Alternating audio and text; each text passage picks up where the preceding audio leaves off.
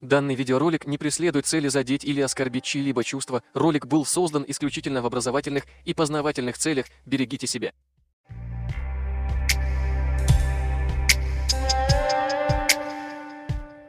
Глава Чечни Рамзан Кадыров отреагировал на высказывания ингушских провокаторов, которые никак не могут понять, что в Чечне у них нет земель. Кадыров предупредил ингушей, что если они не остановятся, чеченцы будут вынуждены вернуть себе оставшиеся 8 сел из Ингушетии.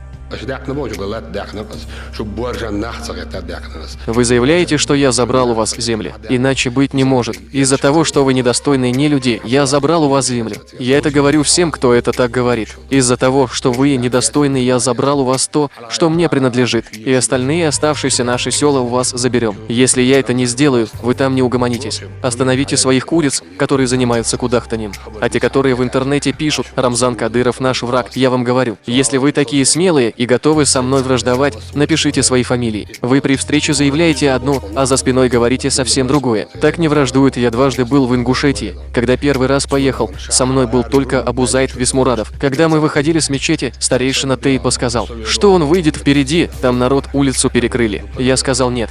Я выйду вперед, они давно не видели настоящего мужчину, пусть почуют запах мужчины. А что вы думаете по этому поводу? Напишите свои мысли в комментариях.